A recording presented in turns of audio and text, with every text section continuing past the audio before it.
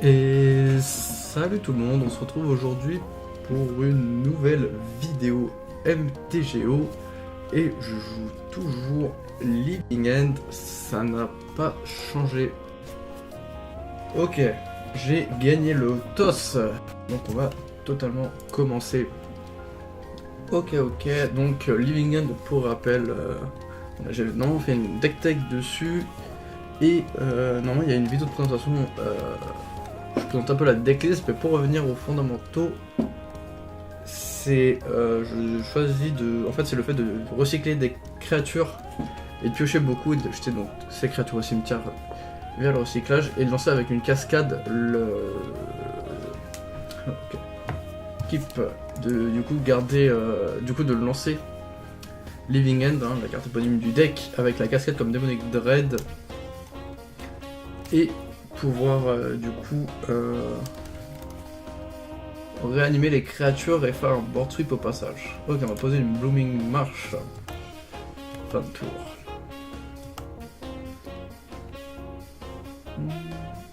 Donc pour l'instant on n'a pas grand chose. Ok, ça joue Elf. Pour le coup c'est assez facile. Hein. Pour le coup il a une PP Elf et un avatar Elf. Profil picture. Donc ok, ça joue totalement Elf. Ça joue pour un noir. Qu'est-ce que ça veut faire pour un noir? Wow. Ok. Il va sûrement jouer son Eldritch Mystic. Ok, pour moi Elf ça va être un. Ok. Ça va être un match-up pas de vitesse. Je pense que je peux avoir le. Je pense que j'ai le. Ce genre de deck, c'est assez. Ce genre de match-up sont assez favorables pour ma part vu que je board swipe. Je fais des grosses brasses. Ok, on va poser une verdante. Vu que je brasse et du coup c'est pas trop difficile. Ok, je pense qu'on va aller au prochain tour faire un Arcfiend, je pense. On réfléchit. Ok, Git Lift. Ok, héritage druide de révéler. Donc là il a quand même déjà 3 mana. Sachant que l'héritage il va pouvoir bien poser. Ok, héritage. Il reste un mana en pool, héritage, ok. Donc là il peut faire encore 3 mana. Il y a l'effet de l'héritage druide. Ok, et là il va sûrement jouer son Elvish. Oh, Sure Scholar. Ok. C'est bon pour moi l'ami. Alors réfléchissons. On peut. Ok, ils gagnent tous plus 1, c'est fort ça. Ok, donc est-ce qu'on va jeter un Arcfiend? Je pense jeter un Arcfiend serait le plus favorable. Comme en fait il va pouvoir mettre des marqueurs -1/-1 et que ça c'est fort sur les jeux elf. Hop, un petit Stomping Ground, yes. Hop, on va recycler un Arcfiend. Ok, un deuxième Demonic Dread qui apparaît. Ok, un Simian. Hop, yes. Est-ce qu'on partira en combo tout de suite? Oui, parce que Elf ça peut vite partir. Hop, un noir, un rouge et un. Ok. Hop, là, Living End qu'on caste. Ok. J'ai pas un board très puissant, mais l'Arcfiend va mettre d'une utilité sans précédente, vu qu'il va pouvoir mettre des marqueurs -1/-1 sur ces petites créatures. Comme vous le savez, Elf, hein, c'est beaucoup de 1-1, 2-2. Et du coup, les marqueurs vont être d'une utilité sans précédente. 2 fois que j'utilise le même mot. Ok. Elvish Chance Caller. Ok, bon voilà, j'ai complètement mis au fond du gouffre, je pense. Ok, ça concède totalement là-dessus. Bon bah, comme je disais, hein, tous les decks un peu aggro et surtout qui posent leurs mains en jeu, c'est l'avantage pour moi. Là, je sais pas quoi ajouter parce que le match-up est totalement en ma faveur. Je mettrais bien des Ingot Shower, on sait jamais, il y a des chances qu'il rentre de l'anti-artefact. De l'anti-cimetière, les Fulminators, il n'y en a pas forcément besoin. Alors bon, qu'est-ce qu'on a d'autre? Shrek. Je pense que les fers immarquables non plus ne sont pas d'utilité.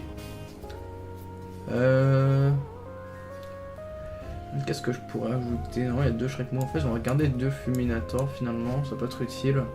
Réfléchissons, on va détruire ces terrains. Oui, les sources de noir, ça peut être intéressant parce que je crois que c'est, il joue pas de basique noir et ça lui sert pour caster son. Celui-là qui met des blessures, met X blessures à un adversaire, X son nombre de elfes qu'il contrôle. Exactement, c'est X points de vie qu'il perd. La Crozin Grip, ça je pourrais en mettre une, ça peut être intéressant. Et enlever une best. Oh, bon, on va enlever les 2 Best Within finalement. On va mettre les 2 Crozin Grip. Et on va partir là-dessus. Après, d'un côté, le match-up est quand même en ma faveur, on va pas se mentir. Vu, comme je le disais avant, les decks all-in, voilà, je cherchais le mot, les decks all-in sont mon dada. Ok, voyons voir. Stomping Ground, Demonic Dread encore. Ok, bah moi c'est une main qui me va. Hein. On va keep.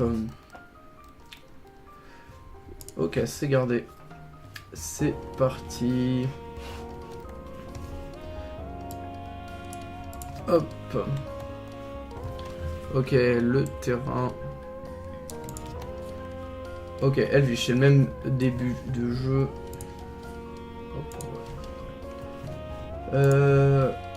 Ok. Ok. Très bien. Bon bah là je pense qu'on va partir. Réfléchissons.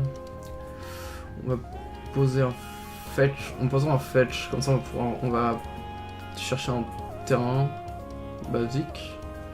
Je réfléchis.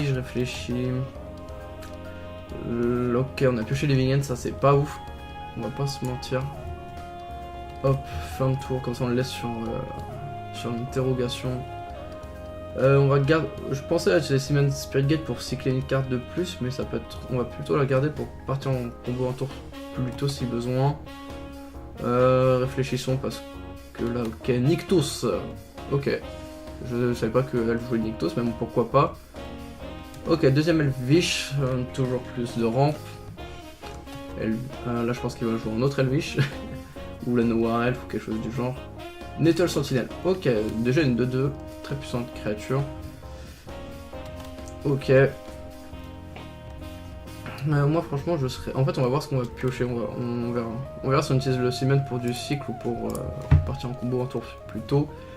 Après, comme j'ai pas pu commencer, c'est pas forcément pertinent pour partir en combo un tour plus tôt. Ok, qu'est-ce qu'il attend? Ah!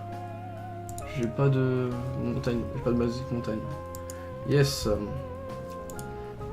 Hop, on va cycler les points rouges. Qu'est-ce que nous avons là? Ingot Shower, intéressant. Je pense qu'on va utiliser le mana rouge du Sylvan, on va cycler plus vite. Hop.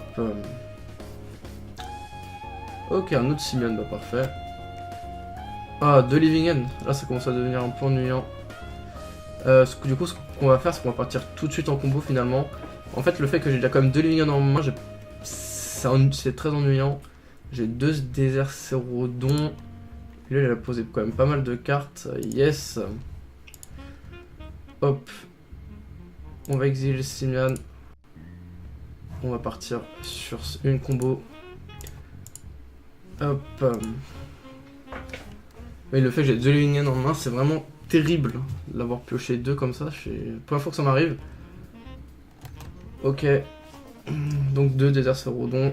Là, je sais pas ce qu'il peut faire parce qu'il a. Je sais pas ce qu'il a en main qui pourrait le sauver avec 2 mana restants. Hop, ok. Fin de tour. Bah là, je pense qu'il va peut-être recommencer à reposer des créatures, mais il va pas. Ah ok, bah c'est rapidement terminé. Donc j'ai bien fait d'être parti combo rapidement pour du coup l'avoir. En fait, il avait un sale problème de health, il est obligé de poser toute sa main, il peut pas se permettre de jouer lentement comme Mondain quand il joue contre Living End, comme vous avez pu le voir sur notre chaîne YouTube.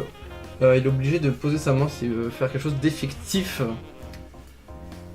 Et le fait de partir en combo un tour plus tôt, en fait, c'est la chance d'avoir pioché un deuxième Simian Spirit Guide qui m'a permis de partir plus tôt, sinon je pense qu'un tour plus tard ça aurait été un peu difficile. Et voilà, c'est comme ça que je gagne ce petit match-up sans grande difficulté. Sur ce, je vous invite à liker la vidéo, à commenter si vous avez quelque chose à dire, à nous suivre sur Facebook et vous abonner à la chaîne YouTube. Et sur ce, je vous dis salut l'équipe.